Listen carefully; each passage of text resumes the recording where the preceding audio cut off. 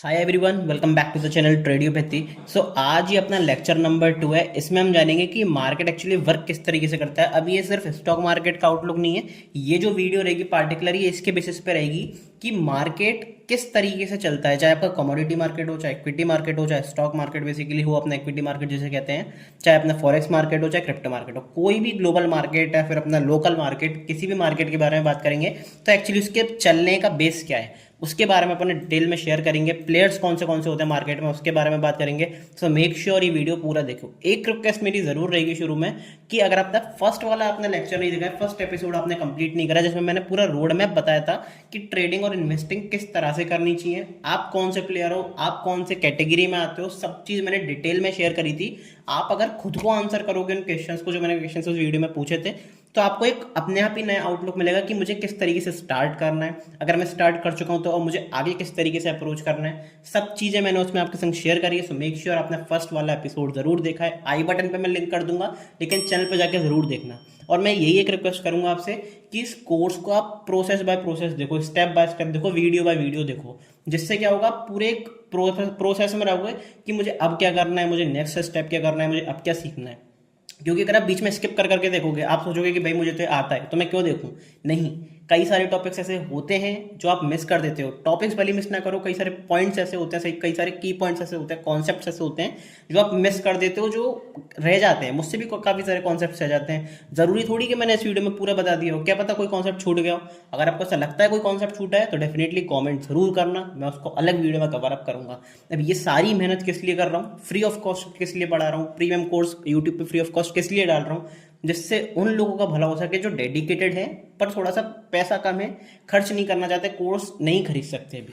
तो ये एक मेरी छोटी सी रिक्वेस्ट है कि स्टेप बाय स्टेप देखो, वीडियो बाय वीडियो देखो। ऐसा नहीं है कि किसी और वीडियो पे जंप कर जाओ डायरेक्टली। ओके, सो बिना टाइम वेस्ट करे इस वीडियो को शुरू करते हैं। एक रिक्वेस्ट बस मैं एक ही बार कहूँगा, वीडियो में बार बार नहीं कहता हूँ। चैनल सब्सक्राइब नहीं करा है, इस चैनल को सब्सक्राइब जरूर कर देना, क्योंकि अगर आप रेगुलर ट्रेड भी कर रहे हो तो आपके लिए चैनल काफ़ी बेनिफिशियल है।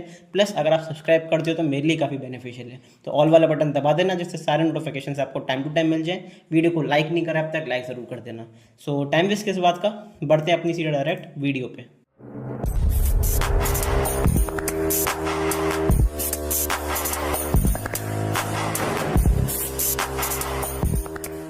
देखो बेसिकली होता क्या है, मार्केट्स में दो प्लेयर होते हैं। अभी सिर्फ इक्विटी मार्केट, स्टॉक मार्केट की बात नहीं है। आप कमोडिटी मार्केट ले लो, आप फॉरेक्स मार्केट ले लो, आप क्रिप्टो मार्केट ले लो, उसके ऊपर भी डिटेल वीडियो आएगी। अगला लेक्चर मोस्ट प्रोबेबली उसी के ऊपर रहेगा कि कितने तरह के मार्केट होते हैं, आपको कौन सा बेस्ट सूटेबल रहता है, कौन सा कम रिस्क में है, कौन सा ज़्यादा रिस्की है। तो वो सारी चीज़ें हम डिटेल में शेयर करेंगे अगले लेक्चर में। लेकिन इस लेक्चर में बेसिकली पढ़ते हैं कि मार्केट मूव किस तरीके से करता है, उसके बारे में डिटेल से समझते हैं। अब देखो, सबसे पहली बात क्या है कि मार्केट में दो प्लेयर होते हैं। पहला प्लेयर कौन सा होता है उसके बारे में बात करेंगे, प्लस दूसरा प्लेयर कौन सा होता है उसके बारे में भी डिटेल में बात करेंगे। पहला प्लेयर होता है मार्केट में बायर। बायर कौन होता है, जो मार्केट को, प्राइस को ऊपर ले जाना चाहता है, और अगर मार्केट ऊपर की तरफ जाता है तो उसे प्रॉफिट होता है। ठीक है। दूसरा प्लेयर कौन सा होता है, सेलर। सेलर क्या होता है, मार्केट को नीचे की तरफ धकेलना चाहता है, मार्केट को सेलिंग लाना चाहता है मार्केट में, और अगर मार्केट नीचे गिरती है तो डेफिनेटली उसे अच्छा खासा प्रॉफिट होता है। अब इसमें कई सारे लोगों के क्वेश्चन आ रहे होंगे कि इसमें से बढ़िया कौन सा है, क्या हमें बायर की तरह मार्केट का पर्सपेक्टिव जानना चाहिए, क्या हमें सेलर की तरह पर्सपेक्टिव जानना चाहिए। एक चीज़ और मैं बता दूं, बुल्स का नाम बेसिकली जो मार्केट को ऊपर ले जाते हैं उनको मार्केट में कहते हैं बुल्स। ठीक है। और मार्केट को जो नीचे ले जाते हैं उनको कहते हैं बियर्स। ठीक है। इसके पीछे का कॉन्सेप्ट क्या है, देखो उसके पीछे का कॉन्सेप्ट ये है, या आपने शायद स्कैम 1992 अगर वेब सीरीज देखी होगी तब भी आपको पता चला होगा, और काफ़ी सारी बुक्स में भी यही बताया हुआ है कि बुल्स क्या करते हैं। बुल जो रहता है, बुल मतलब क्या होता है, बुल अपने सींग से ऊपर उछालता है इंसान को। अगर मान लो बुल मारता है तो बुल सींग से ऊपर ले जाता है, तो इसलिए इसका नाम बुल इसलिए रखा है कि ये सींग से ऊपर मार्केट को ढकेल रहा है। बियर क्या करता है, अपना पंजा मारता है। भालू क्या करता है, अपने पंजे से नीचे ढकेलता है। तो इसका मार्केट का नाम क्यों रखा है, बियर्स का नाम, कि मार्केट को, सेलर्स का नाम नीचे क्यों बियर्स क्यों रखा है, कि मार्केट को नीचे ढकेलते हैं, अपने पंजे से नीचे ढकेलते हैं, तो इसलिए इसका नाम बियर्स रखा है। इसका कोई ऐसा लॉजिक नहीं है, इसका कोई बहुत ज़्यादा यूज़ नहीं है, पर आपको ये ध्यान रखना है कि बुल्स का मतलब क्या होता है, मार्केट को जो ऊपर ले जाते हैं बायर्स होते हैं। बियर्स कौन होते हैं, सेलर्स, जो मार्केट को नीचे ले जाते हैं। ठीक है। अब मेरा पर्सनल ओपिनियन सुनो, मेरी पर्सनल टिप्स सुनो, उसके बारे में बात करते हैं।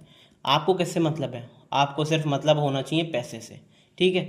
आपको यूट्यूब पर, आपको सोशल मीडिया पर, आपको बहुत बड़ी बड़ी जगहों पर चाहे पॉडकास्ट देख लो, चाहे आप कोई बेसिकली वेब सेमिनार देख लो, बहुत जगह पे आपको मिल जाएगा कि भाई बुल्स और बियर्स होते हैं। वो क्या करते हैं, वो अपनी रेपुटेशन के चक्कर में अड़े रहते हैं कि हम बुल हैं मार्केट में, मार्केट गिरेगा तो लॉस खा लेंगे, लेकिन बुल बनकर ही रहेंगे मार्केट में।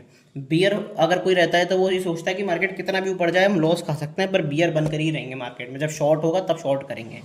देखो कई हद तक अगर देखा जाए, अगर आप बहुत इंस्टीट्यूशनल बायर हो या इंस्टीट्यूशनल सेलर हो, कोई बहुत बड़े प्लेयर हो जो मार्केट को मूव करा सकते हो अपने पैसे से, आपके पास 5,000 करोड़ रुपए हैं, आपके पास 10,000 करोड़ रुपए हैं, आपके पास 20,000 करोड़ रुपए हैं, तो एक हद तक सही है। लेकिन अगर आपके पास इतना पैसा नहीं है, और मुझे नहीं लगता कि जो ये वीडियोस देख रहा है उनमें से किसी के पास भी इतना पैसा होगा, इसका 50% भी किसी के पास पैसा होगा, मेरे पास खुद नहीं है, नॉर्मल सी बात है। तो आपको क्या करना है, आपको सिर्फ पैसे पे ध्यान देना है। मार्केट ऊपर जा रहा है तो बुल की तरह यहाँ पे ट्रेस करो, मार्केट के साथ चलो। मार्केट नीचे जा रहा है तो आपको क्या करना है, बियर की तरह ट्रेड चलना है। अब मैं ये नहीं कह रहा हूँ कि नेकेड बाइंग और नेकेड सेलिंग करो, कि मार्केट के साथ ही चलो, नहीं। साइकोलॉजी तो मैटर करती है। आपको अगर किसी लेवल पे लग रहा है कि यहाँ पे मार्केट ओवरबॉट हो चुका है, आगे रेजिस्टेंस है, तो फिर आपको क्या करना है, यहाँ से मार्केट में सेलिंग देखनी है। आपको लग रहा है कि मार्केट ओवरसोल्ड हो चुका है, यहाँ पे नीचे सपोर्ट भी बनता हुआ दिख रहा है, तो फिर आपको रिवर्सल ढूंढने हैं। वो सारी चीज़ें हम आगे कोर्स में जानेंगे, किस तरीके से फाइंड आउट करते हैं, किस तरीके से ट्रेड करते हैं, पॉइंट ऑफ रिवर्सल क्या होता है, मार्केट स्ट्रक्चर क्या होता है, सब कुछ डिटेल में जानेंगे A to Z। तभी इस कोर्स का नाम A to Z रखा है। मैंने बताया था कि स्क्रैच से लेकर एडवांस तक सब कुछ सिखाऊंगा, मैंने कहा इसका मतलब सब कुछ सिखाऊंगा, तो विश्वास करना चाहिए आपको, ठीक है। अब बुल्स क्या करते हैं, मार्केट को ऊपर ले जाते हैं, बियर्स क्या करते हैं, मार्केट को नीचे ढकेलते हैं। ये इतना सबको समझना है, ठीक है। ये अपने हो गए बेसिकली जो मेजर एक बेसिकली मैं क्या कह सकता हूँ, एक डिफरेंशिएशन है प्लेयर्स में, कि मतलब एक प्लेयर होता है बुल जो कि मार्केट को ऊपर ले जाता है, दूसरा प्लेयर होता है बियर जो कि मार्केट को नीचे ले जाता है। लेकिन मैं पर्सनल अगर आपको बताऊं तो आपको इस उलझन में नहीं पड़ना है कि भाई मैं ऊपर ले जाऊंगा कि नीचे ले जाऊंगा, आप कुछ नहीं कर सकते। मार्केट जिधर जा रहा है आपको सिर्फ उधर ट्रेड करना है, फिर जिधर भी रिवर्सल बने उधर रिवर्सल के लिए ट्रेड करना है, ठीक है। क्योंकि आप ये आपका मतलब, आपको इससे मतलब नहीं होना चाहिए कि मार्केट ऊपर जाएगा कि नीचे, आपको मतलब होना चाहिए कि आपका पैसा बन रहा है कि नहीं टाइम टू टाइम, ठीक है, वो इंपॉर्टेंट रहता है। अब बढ़ते हैं प्लेयर्स की तरफ। ये सबसे बड़ा एक पॉइंट है, और काफ़ी ज़्यादा लोगों का मिस असम्पशन होता है कि बड़े प्लेयर्स छोटे प्लेयर्स को खा जाते हैं, वो उनका लॉस करवा देते हैं। रिटेल ट्रेडर्स इसलिए लॉस में क्योंकि बड़े प्लेयर्स यहाँ पे मैनिपुलेट करते हैं। अब देखो एक इंपॉर्टेंट चीज़ समझ के रखना कि आप किस चीज़ को नहीं बदल सकते। आप एक चीज़ को नहीं बदल सकते, वो क्या है मार्केट में, मैनिपुलेशन। अब वो चाहे इक्विटी मार्केट में हो, चाहे कमोडिटी मार्केट में हो, चाहे फॉरेक्स मार्केट में हो, चाहे क्रिप्टो मार्केट में हो, सब जगह थोड़ी ज़्यादा कम हो सकती है, लेकिन होता सब जगह है। चाहे इंडिया का मार्केट हो, चाहे यूएस का मार्केट हो, चाहे जापानीज मार्केट हो, चाहे यूके का मार्केट हो, होता सब जगह, मैनिपुलेशन सब जगह है। मैनिपुलेशन अगर आप एक थोड़ा सा दिमाग लगाओ, अगर मैनिपुलेशन नहीं होगी, अगर किसी मार्केट में मैनिपुलेशन नहीं होगी, तो इसका मतलब अगर जब सबको दिख रहा है कि सब ऊपर जाएगा, मार्केट ऊपर जाएगा, तो इसका मतलब सारे लोग पैसा बना लेंगे। अगर सारे लोग पैसा बना लेंगे तो पैसा उन लोगों को देगा कौन, कोई अपनी जेब से देगा। अगर मान लो हमारी इक्विटी मार्केट को कौन हैंडल करता है, एनएसई बीएसई हैंडल करती है, सेबी हैंडल करती है, तो वो क्या अपनी जेब से पैसा देगी प्लेयर्स को? नहीं। ये है जीरो सम गेम, ये चीज़ आपको ज़रूर याद रखनी है। ये क्या है, जीरो सम गेम। अगर 50 लोगों ने बेसिकली 50 लोग यहाँ पे पैसा कमा रहे हैं, तो इसका मतलब ये जो 50 लोग हैं, ये बाकी के जितने भी प्लेयर्स हैं, जितनी भी भीड़ है, उन लोगों से ही पैसा कमा रहे हैं जो कि लॉस कर रहे हैं। जो लॉस में हैं वो पैसा दे रहे हैं जो कि प्रॉफिट में हैं।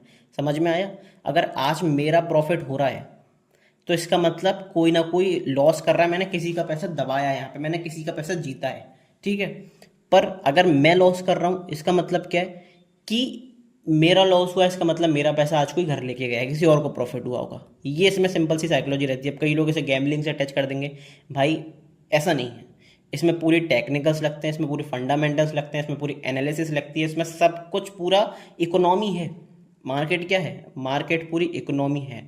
तो आप इकोनॉमी को गैम्बलिंग तो नहीं बोल सकते। ये चीज़ तो आपको समझ में आनी चाहिए कि अगर आप इकोनॉमी को गैम्बलिंग बोल रहे हो तो फिर आप अपने मन में गैम्बलर हो, ये गैम्बलिंग नहीं है, ठीक है। और अगर आपको इस पर बहस करनी है तो डेफिनेटली मुझे टेलीग्राम पे मैसेज कर सकते हैं, वहाँ पे अपन फ़ोन कॉल अटेंड कर सकते हैं। क्योंकि जब सुप्रीम कोर्ट ने इसको मना कर दिया है, अपने इंडियन गवर्नमेंट ने इसको मना कर दिया है गैम्बलिंग मानने से, तो फिर आप हो कौन कि आप गैम्बलिंग इसको ठहरा दो?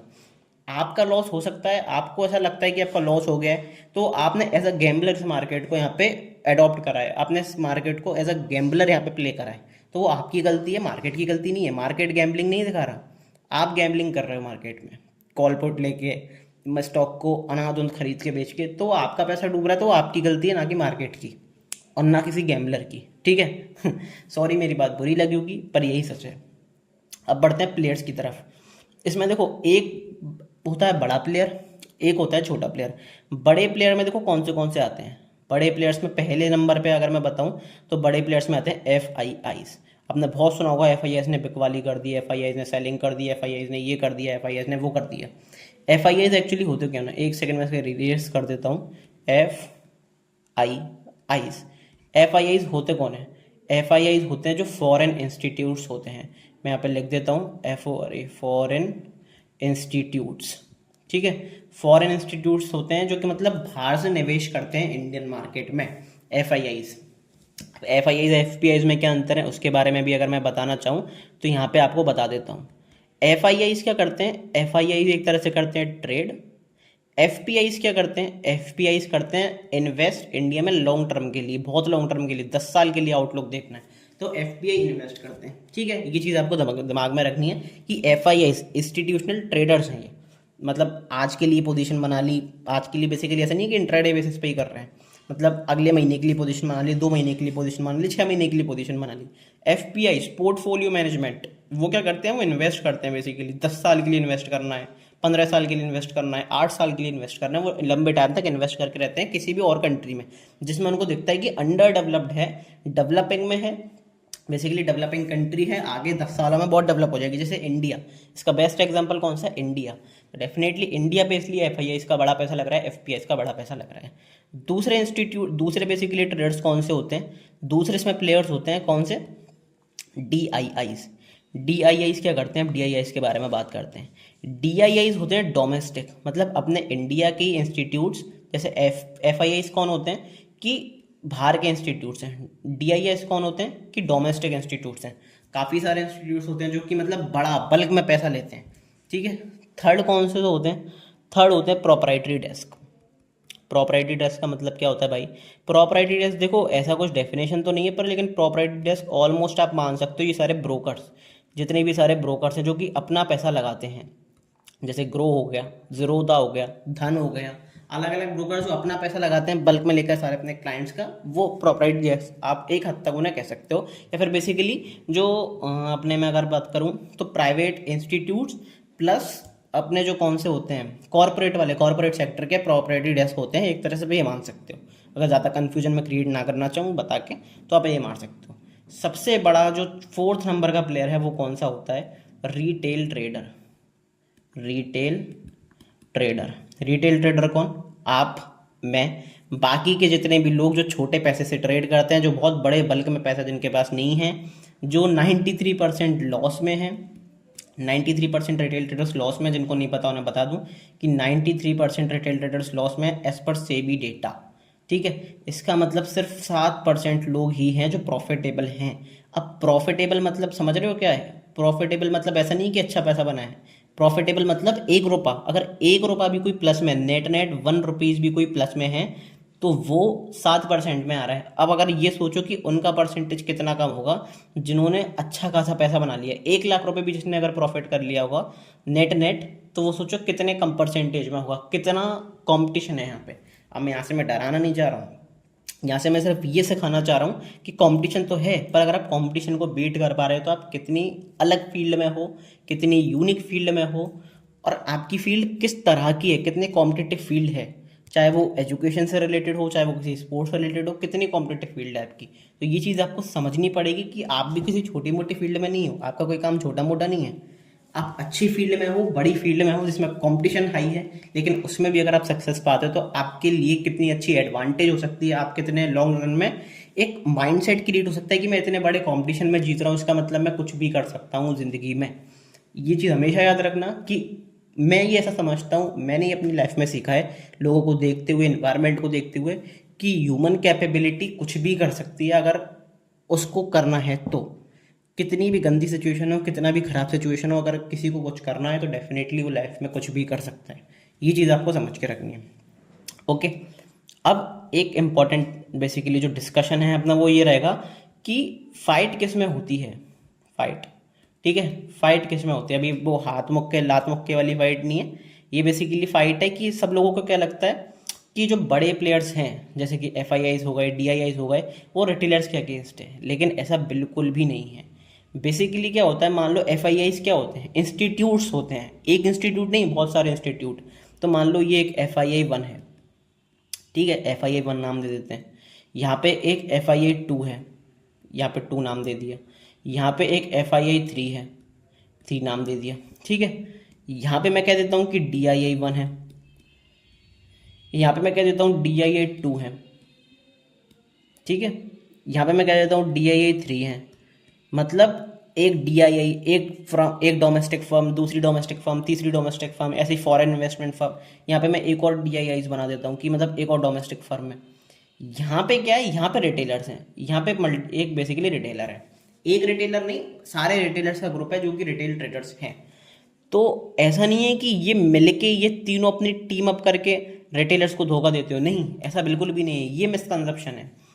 इनमें से सबको पैसा बनाना है, सारी फर्म्स को पैसा बनाना है। अब ये इससे भी फाइट बैक करेगी, ये इससे भी फाइट बैक करेगी, ये सारी डीआईआई से भी फाइट बैक करेगी, ये सारी डीआईआई से भी फाइट बैक करेगी, प्लस ये रिटेलर से भी फाइट बैक करेगी, ये इस वाली फर्म से भी फाइट बैक करेगी। डजेंट मैटर की दोनों एफ आई एस हैं, दोनों फॉरेन इंस्टीट्यूट्स हैं, लेकिन यहाँ पे किसकी तरफ किस क्या चाहिए इन सबको, इन सबको चाहिए प्रॉफिट, इन सबको चाहिए पैसा। एक चीज़ हमेशा याद रखना कि मार्केट किससे चलता है, मार्केट चलता है पैसे से, मार्केट चलता है पैसे से। चाहे वो ज़्यादा पैसा रिटेलर्स का हो तो रिटेलर्स मूव कर सकते हैं, ज़्यादा पैसा एफ आई आईज का हो तो एफ आई आईज मूव कर सकते हैं, ज़्यादा पैसा डोमेस्टिक इंस्टीट्यूट्स का हो तो डोमेस्टिक इंस्टीट्यूट्स मूव कर सकते हैं। अब ऐसा नहीं है कि रिटेलर्स का हर बार लॉस होता है, रिटेलर्स हर बार लॉस में जाते हैं। मान लो रिटेलर्स ने अच्छा बड़ा पैसा लगाया एफ आई आईज से रिटेलर्स की तरफ, मार्केट मूव करा, तो हो सकता है कि एफ आई आईज का भी लॉस हो जाए, और होता भी है, कई बार होता है। हो सकता है डोमेस्टिक इंस्टीट्यूट का लॉस हो जाए, लेकिन ज़्यादातर रिटेल ट्रेडर्स का लॉस होता है। ऐसा क्यों है, क्योंकि देखो रिटेल ट्रेडर्स में आपस में कंपटीशन बहुत ज़्यादा है। अगर आप देखोगे तो रिटेल ट्रेडर्स, मैं आपसे कॉम्पीट कर रहा हूँ, आप किसी और से कॉम्पीट कर रहे हो। ऐसा नहीं है कि मैं आपको जानता हूँ, आप जानने वाले से कॉम्पीट की बात नहीं कर रहा हूँ। मतलब मुझे पैसा बनाना है किसी और को कॉम्पीट करके, बाकी सारे लोगों को कॉम्पीट करके। मतलब रिटेलर्स में एक एक यूनिट है, एक एक इंसान है, एक एक डीमेट अकाउंट है, बेसिकली ये समझने की कोशिश करो। इसमें क्या है, इंस्टीट्यूट है। अब आपके पास कितना फंड हो सकता है, आपके पास 1 लाख रुपए हो सकते हैं, 10 लाख रुपए हो सकते हैं, 50 लाख रुपए हो सकते हैं, 1 करोड़ रुपए हो सकते हैं, 10 करोड़ रुपए हो सकते हैं, ऐसा। लेकिन एफ आई आईज के पास कितना, एक इंस्टीट्यूट के पास कितने रुपए होते हैं, इनके पास 5,000 करोड़ रुपए होते हैं। क्या आपके पास है 5,000 करोड़ रुपए? नहीं। अगर आपके पास 5,000 करोड़ है तो आप भी स्टॉक को मूव कर सकते हो, याद रखना। इसके ऊपर मैं एक ज़रूर बेसिकली एक वीडियो लेके आऊँगा कि वॉल्यूम देखकर आप किस तरीके से स्टॉक्स को मूव कर सकते हो। मैं चाहूँ तो मेरे पास इतना फंड है कि मैं कई सारे स्टॉक्स को मूव कर सकता हूँ, लेकिन यस, मुझे वो नहीं करना है, वो गलत काम मुझे करना नहीं है, आता है पर करना नहीं है, ठीक है। और ना मैंने कभी, मतलब बेसिकली सही बताऊँ तो स्टार्टिंग में कुछ बार मैंने ट्राई करके देखा था कि एक्चुअली होता कैसे, पर मुझे पता था कि मेरे पास इतनी स्किल है कि मैं प्रॉपर वे में, प्रॉपर तरीके से, लीगल वे में अच्छे खासे एक अमाउंट जनरेट कर सकता हूँ ट्रेडिंग से, इन्वेस्टिंग से। तो फिर मैंने वही रास्ता चूज़ करा, मैंने गलत रास्ता कभी चूज़ नहीं करा, ठीक है। तो यहाँ पे एक वीडियो आएगी ज़रूर, इंटरेस्टिंग रहेगी, देखना ज़रूर। अब ये डी आई आईज भी अलग अलग सबसे कम्पीट करते हैं, रिटेलर से भी कम्पीट करेंगे, ये एफ आई आई से भी कम्पीट करेंगे, प्लस बाकी के डोमेस्टिक इंस्टीट्यूट्स जो होंगे ये इनसे भी कम्पीट करेंगे।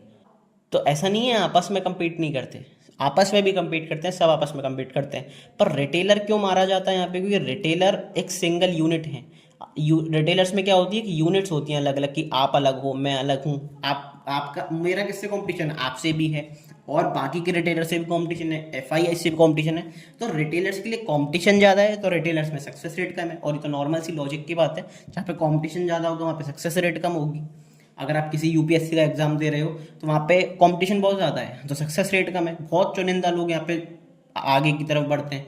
अगर आप 12th बोर्ड की बात करो तो कंपटीशन कम है, लेकिन बेसिकली जो परसेंटेज वाइज अगर आप देखोगे तो सक्सेस रेट ज़्यादा है, क्योंकि वहाँ पे कंपटीशन कम है, वहाँ पे पढ़ाई का लेवल कम है। तो इस तरीके से जहाँ पे कंपटीशन ज़्यादा होता है, रिटेलर्स में कंपटीशन ज़्यादा है, रिटेलर्स के लिए बहुत ज़्यादा कंपटीशन है, एक्सट्रीम कंपटीशन है, वहाँ पे सक्सेस रेट कम है, इसलिए 7% रिटेलर सिर्फ प्रॉफिटेबल है। लेकिन यहाँ पे कंपटीशन कम है एफआईआईस के लिए, क्योंकि इनके पास एडवांटेज सबसे बड़ा क्या है कि इनके पास पैसा बड़ा है, प्लस कंपटीशन भी कम है, कम लोगों से compete करना है। तो वहाँ पे फिर बड़े इंस्टीट्यूट का पैसा बनाने में थोड़ी सी ईजी हो जाता है, वहाँ पे उनके लिए ईजिली वो पैसा बना सकते हैं। और ज़्यादातर टाइम एफआईआईस की तरफ इसलिए मूव करता है। फॉरेन इंस्टीट्यूट्स के पास ज़्यादा पैसा है, क्योंकि भाई अमेरिकन इंस्टीट्यूट हैं, यूनाइटेड किंगडम के इंस्टीट्यूट हैं, बड़े बड़े इंस्टीट्यूट हैं। जैसे कि अगर आपने देखा होगा जेन स्ट्रीट ने कितनी अच्छी तरीके से, बेसिकली मैं ये कहना चाहूँगा कि सबको पता होगा, ऐसा नहीं है कि गवर्नमेंट को नहीं पता होगा, पर कितने बिल्कुल प्री प्लान्ड उसने, मतलब ऊपर जाता है तो फिर बायर्स को फंसाया, नीचे जाता है तो सेलर्स को फंसाया, बार बार उसने ऊपर फंसा के नीचे फंसा के मूव भी मिल रहा है, लेकिन सारे रिटेलर्स भी फंस रहे हैं। मेरा उस टाइम पे लॉस हुआ था, मैं बिल्कुल एक्सेप्ट करता हूँ कि उस टाइम पे मेरा लॉस हुआ था। प्रॉफिट भी अच्छे खासे हुए थे पर लॉस भी हो रहे थे, जबकि लॉजिक बिल्कुल सही था, साइकोलॉजी बिल्कुल सही थी, सब कुछ एकदम से ठीक था। लेकिन लॉस इसमें इनएविटेबल है, क्योंकि वो एक बड़ा प्लेयर है जेन स्ट्रीट, 32,000 करोड़ रुपए मायने रखते हैं एक साल में कमाना, वो भी मैनिपुलेशन से। तो यही है, सेबी ने दोबारा उसे अलाउ करा, ये बहुत बड़ी बात है, बहुत अलग बात है सेबी की, जो भाई सेबी ने उसे अलाउ करा। 32,000 मतलब 32,000 करोड़, 1 लाख करोड़ एक्चुअली उसने रुपए लिए, मेरे को ऐसा नंबर में चेंज आ सकता है, 1 लाख करोड़ रुपए तक की उसने मैनिपुलेशन करी। जेन स्ट्रीट एक इंस्टीट्यूट है अमेरिका का शायद, तो अमेरिका का या फिर कहाँ का है, मेरे हिसाब से यूएस का ही है। जेन स्ट्रीट ने वहाँ पे 1 लाख करोड़ रुपए उसने शायद 2 साल में, यानी कितने साल में वहाँ पे छापे, प्लस सिर्फ 5,000 करोड़ रुपए उसने फाइन भर के सेबी को दोबारा उसने ट्रेडिंग चालू कर दी। तो क्या दोबारा मैनिपुलेशन नहीं हो रही? अगर आप लाइव चार्ट देखते हो, ट्रेड करते हो, आपको पता चल रहा होगा कि कितनी मैनिपुलेशन हो रही है मार्केट्स में। तो यही है कि रिटेलर्स का कंपटीशन बहुत ज़्यादा है, बड़े प्लेयर से जीतना बहुत मुश्किल है। तो वो एक अलग ही चीज़ हो जाती है अगर आप इस फील्ड में आ रहे हो। ठीक है, तो आई होप आपको समझ में आया होगा बायर्स कैसे मूव करते हैं, बियर्स कैसे मूव करते हैं। अब एक चीज़ मैं ज़रूर बताना चाहूँगा, देखो वो एक अलग वीडियो आएगी, अलग अगले बेसिकली अगली वीडियो आएगी, उसमें मैं आपको डिटेल में बताऊंगा कि स्टॉक मार्केट किस तरीके से मूव करता है पार्टिकुलर, और crypto market, basically commodity market, forex market किस तरीके से मूव करते हैं, बैकअप क्या होता है, इनके पीछे का बेस क्या होता है, किस बेसिस पे चलते हैं ये सारे चारों मार्केट्स, उसके बेसिस पे हम अलग डिस्कस करेंगे। लेकिन एक चीज़ ज़रूर ध्यान रखना कि बायर बेसिकली बियर्स और बुल्स में क्या होता है। बियर्स और बुल्स में देखो ये होता है, जब ऑर्डर्स ऑर्डर्स जो होते हैं बेसिकली अपने कॉमन ऑर्डर्स, यहाँ पे मैं ब्लैक से लिखना चाहूँगा, कॉमन ऑर्डर्स जो होते हैं, मान लो कुछ ऑर्डर बायर लगा रहे होंगे और कुछ ऑर्डर सेलर्स लगा रहे होंगे। बायर्स लगा रहे होंगे कि मैं इस भाव पे खरीद सकता हूँ, सेलर लगा रहा होगा मैं इस भाव पे बेच सकता हूँ। ठीक है, तो यहाँ पे क्या होगा कि जिसके ज़्यादा ऑर्डर हो जाएंगे बेसिकली मार्केट उस तरफ मूव कर जाएगा। ये तो सिंपल सी बात है, बायर ने ज़्यादा एक्सट्रीम प्रेशर लगा दिया तो ऊपर की तरफ मार्केट चला जाएगा, सेलर ने ज़्यादा प्रेशर लगा दिया तो मार्केट नीचे की तरफ चला जाएगा। अब इसके पीछे का एक बार बेस समझा दूँ, 5 मिनट लगेंगे, लेकिन आपको एक इंटरेस्टिंग चीज़ पता चलेगी, नई चीज़ें पता चलेंगी। देखो क्या होता है, मान लो 50 रुपये का एक स्टॉक है, 50 रुपये का एक स्टॉक है, मैंने बोला मैं बायर हूँ, अभी मेरे को 50 रुपये भी स्टॉक जम रहा है, तो मैं कहूँगा कि भाई मैं 50 रुपये पे खरीद सकता हूँ इसको। तो 50 रुपये पे मैंने खरीद लिया, इसका मतलब क्या हुआ, इसमें ट्रांजेक्शन्स हुए, इसमें बाइंग आई। अगर बाइंग आएगी तो कहाँ पे जाएगा ये स्टॉक? ऊपर जाएगा। फिर मतलब ऐसा नहीं है अकेले मैंने खरीदा, बहुत सारे लोगों ने खरीदा, कि बहुत सारे लोगों को लग रहा है कि 50 रुपये पे खरीद सकते हैं, अच्छी प्राइस है इसकी, वैल्यूएबल प्राइस है, तो 50 रुपये पे खरीदा। फिर 51 भी गया, 52 भी गया, 53 पे गया है। 53 पे क्या हुआ, मुझे लगा कि भाई 53 हो गया, 3 रुपये बढ़ गया, मतलब ऑलमोस्ट काफ़ी, अगर आप परसेंटेज टच में देखोगे तो काफ़ी अच्छा खासा बढ़ गया, ऑलमोस्ट 6% 7% के आसपास मूव आ गया, ठीक ठाक रिटर्न मिल गया। अब इसे हटाओ, दूसरे स्टॉक को देखता हूँ। ठीक है, या फिर 55 मान लो, चलो राउंड ऑफ फिगर मान लेते हैं 55।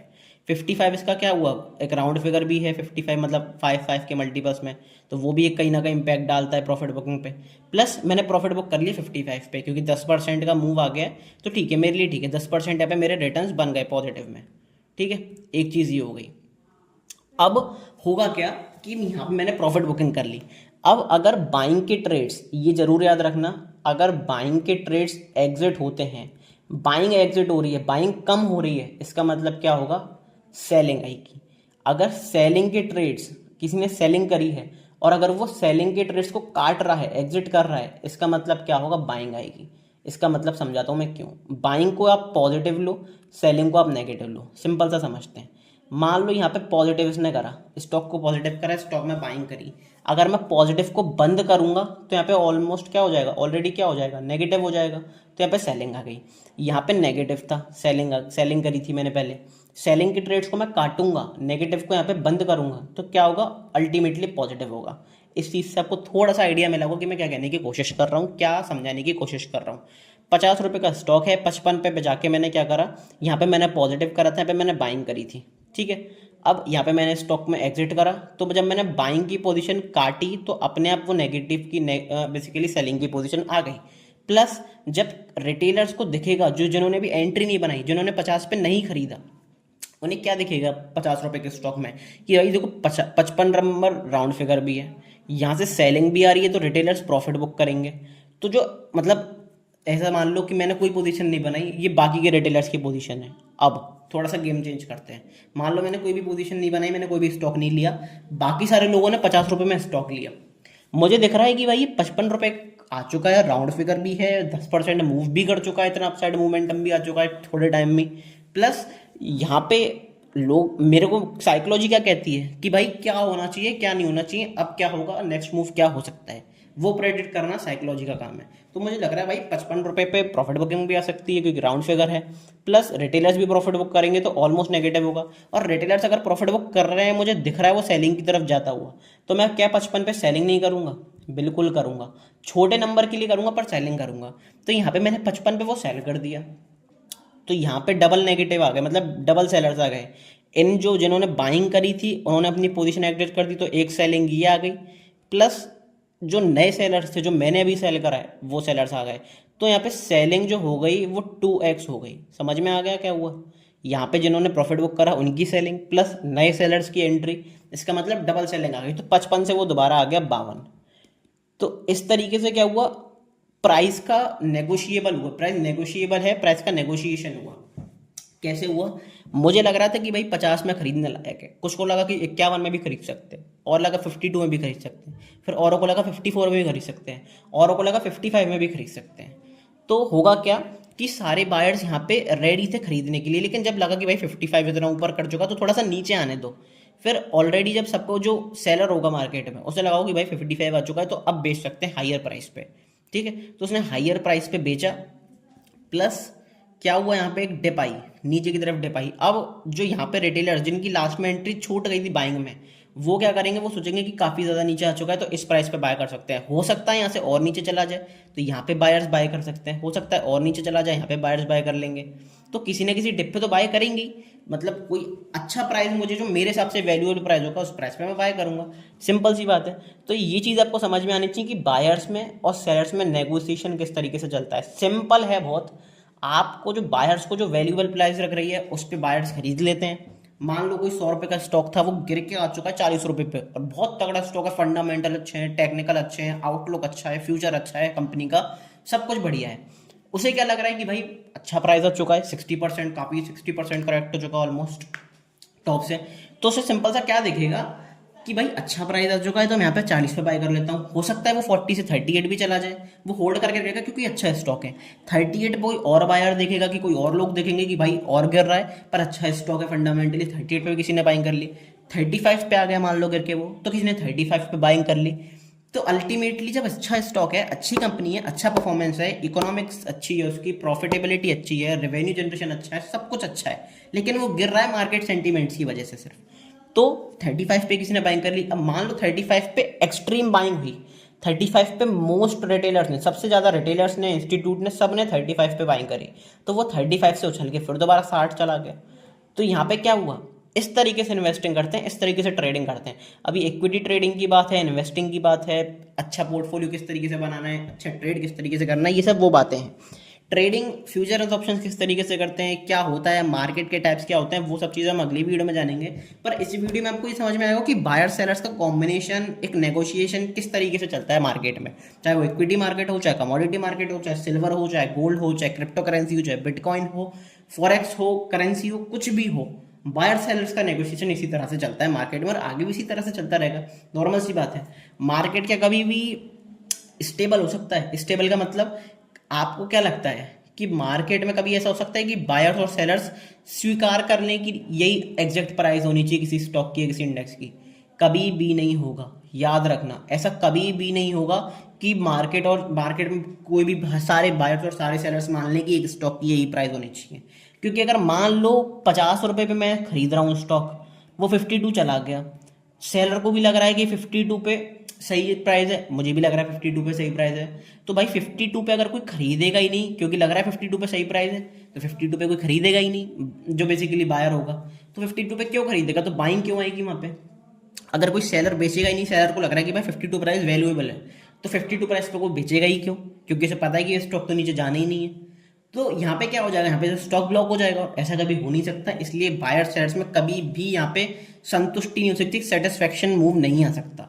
तो बायर सेलर्स में हमेशा लड़ाई चलती रहेगी, स्टॉक मूव करते रहेंगे, ट्रेडिंग चलती रहेगी, बिजनेस चलता रहेगा, इन्वेस्टिंग चलती रहेगी, इसी तरीके से दुनिया आगे चलती है। ठीक है, तो आई होप आपको समझ में आया होगा। आज का लेक्चर काफ़ी डिटेल था, काफ़ी मज़ा आया आज के लेक्चर में, क्योंकि मैंने भी काफ़ी टाइम बाद ये कॉमन चीज़ें जो बहुत छोटी छोटी चीज़ें आज मैंने काफ़ी टाइम बाद पढ़ी हैं, क्योंकि मेरा पेड कोर्स भी है, चैनल पे जाके आप देखोगे तो मेरा पेड कोर्स भी है, उसमें मैंने इतनी डिटेल में सारी चीज़ें नहीं समझाएंगे, लेकिन वो कोर्स अगर कोई इनरोल करता है उसे वो कंटेंट मिलेगा जो उसे पूरी दुनिया में नहीं मिल सकता लिटरली, क्योंकि उस कोर्स में मैंने वो चीज़ें डाली हैं जो मैंने खुद एक्सपीरियंस से लॉसेस खा खा के, बड़े बड़े लॉसेस खा खा के सीखी हैं कि क्या हो सकता है क्या मूव नहीं। मैं लिटरली प्रेडिक्ट कर सकता हूँ, मैं ये नहीं कह रहा हूँ कि मार्केट को टाइम कर सकता हूँ, मार्केट को प्रेडिक्ट कर सकता हूँ, लेकिन कुछ स्टॉक्स इंडाइसेस जैसे निफ्टी है तो मैं बता सकता हूँ, इतना सक्षम हूँ मैं बाय गॉड ग्रेस, इतना सक्षम हूँ कि अगला मोमेंटम किस तरह से आ सकता है, प्लस मार्केट कब आपको ट्रैप कर सकता है, वो सारी चीज़ें मैंने इस क्रैश कोर्स में बताई हैं। A to Z crash course है, तो डेफिनेटली अगर किसी के पास थोड़ा बहुत भी पैसा है सीखने के लिए तो ज़रूर वहाँ पे क्रैश कोर्स में एनरोल कर सकता है, काफ़ी बेनिफिट्स भी अलग आपको वहाँ पे मिल जाएंगे। ठीक है, टेलीग्राम ग्रुप ज़रूर ज्वाइन कर लेना, सारी मार्केट की अपडेट्स आती हैं, free of cost Telegram group है, तो डिस्क्रिप्शन में लिंक दिया हुआ है, ज़रूर ज्वाइन कर लेना। जो लोग ऑलरेडी ट्रेड करते हैं, ध्यान से सुनो, ट्रेडिंग का कोर्स का जो बेसिकली जो अपना यूट्यूब पे कोर्स चल रहा है फ्री ऑफ कॉस्ट, इसका प्रीमियम ग्रुप अलग है जो कि फ्री ऑफ कॉस्ट है, पब्लिक ग्रुप है। ठीक है, लेकिन जो ऑलरेडी ट्रेड कर रहे हैं करेंटली, वो क्या कर सकते हैं, वो टेलीग्राम ग्रुप ज्वाइन कर सकते हैं। चैनल पे जाओगे, 4 लिंक्स पे जाना, यहाँ पे आपको टेलीग्राम का लिंक मिल जाएगा, एक छोटी सी नॉमिनल फीस के साथ, ट्रायल भी अवेलेबल है, फ्री ट्रायल भी अवेलेबल, और एक छोटी सी नॉमिनल फीस के साथ आप वहाँ पे ज्वाइन कर सकते हो, जहाँ पे मैं अपनी पर्सनल पोजीशंस, पर्सनल ट्रेड, सारी ऑब्जर्वेशन, सारी ट्रेडिंग अपॉर्चुनिटीज, एजुकेशनल पर्पस के लिए सारी न्यूज़, मेरी पर्सनल ऑब्जर्वेशन क्या है, ऑप्शन चेन से रिलेटेड, साइकोलॉजी से रिलेटेड सब चीज़ें आपको मैं बताता हूँ, न्यूज़ वगैरह A to Z आपको टेलीग्राम पे मिलता है। डेफिनेटली वो टेलीग्राम भी जरूर ज्वाइन कर लेना, तो दोनों टेलीग्राम ज्वाइन करके रखना। 1-on-1 लाइव सेशन में बुक कर सकते हो, कोई भी अगर आपको दिक्कत आती है सेशन बुक कर सकते हो, प्राइवेट सेशन कॉन्टैक्ट कर सकते हो personally free of cost, link पे क्लिक करके, तो जरूर कर लेना।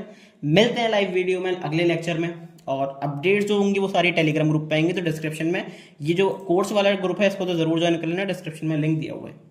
ठीक है, जिससे सारी अपडेट्स आपको रेगुलर पता चल पाएँ। तो मिलते हैं लाइव मार्केट में, या बेसिकली अगर आप लाइव मार्केट में जोड़ते हो टेलीग्राम ग्रुप पे, जो पेड वाला अपना जो नॉमिनल फीस पे जो छोटा प्राइवेट ग्रुप है अपना टेलीग्राम का, उस पर जोड़ते हो तो डेफिनेटली लाइव टेलीग्राम पे मिलेंगे, लाइव मार्केट्स में मिलेंगे। नहीं तो अगर आप अभी ट्रेनिंग नहीं कर रहे हो, सीख रहे हो, तो अगले लेक्चर में मिलते हैं। तब तक के लिए goodbye, thank you very much.